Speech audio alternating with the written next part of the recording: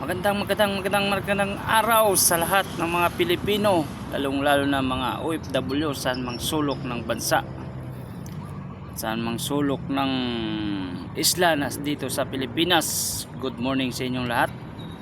Dahil tapos na ang suna ng ating Pangulo ng Pilipinas na si PBBM Ferdinand Marcos Jr.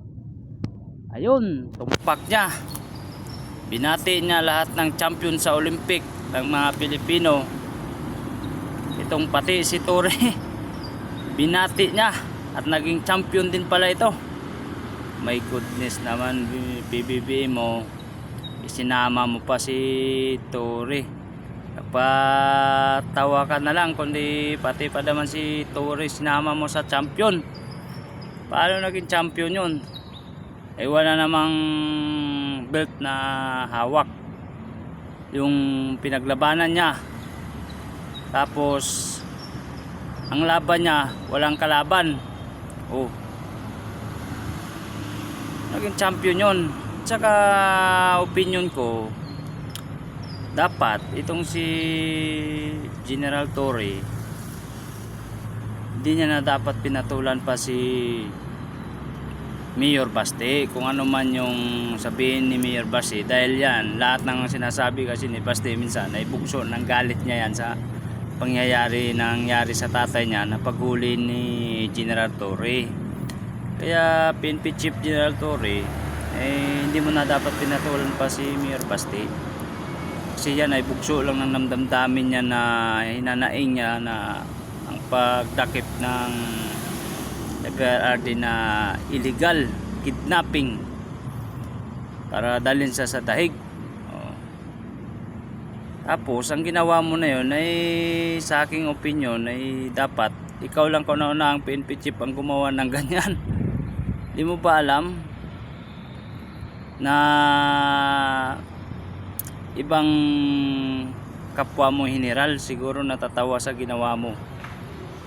Kasi ikaw yung kataas-taasan na PNP chief sa Pilipinas, tapos ganun ang ginawa mo, makipag akyat sa ring, boxing kahit walang kalaban. Ano ba yun? Para kang vlogger lang nun na ginagaya mo na pag naghamon, sige banat, kasako. Ngayon, at saka yung masaklap pa nito, may appointment si Mayor Baste. Tapos sabihin ng iba dyan, duwag daw. Hindi yan duwag si Mayor Baste. Magsabi ba yan na makipagbakbakan sa laban sa boxing, sa suntukan kung duwag? Ang taong duwag, hindi yan magsasalita. At saka hindi yan magsasabi na magsuntukan kung takot.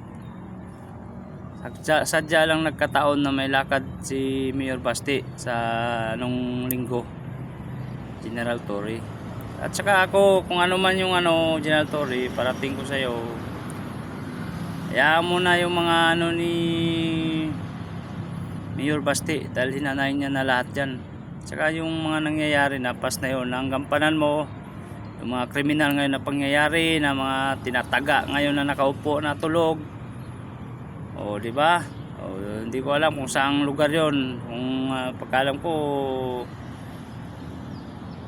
yung nakikita sa social media parang Antipolo daw yata 'yon. Kaya at saka yung mga drugs, yan ang pukusan mo, General Torre. Matutuwa pa ako sa iyo pag yan natuunan nyo ng pansin. Kasi wala, naging patawa-tawa ka sa nangyari doon sa ginawa mo sa boxing na yun. Tapos taas-taas kamay mo pa doon sa para akala mo halo mo pa si 8th Division Manny Pacquiao sa ginawa mo. Kaya shout out, solid Duterte pa rin. Mabuhay ang lahat. God bless. Boom! Duterte pa rin.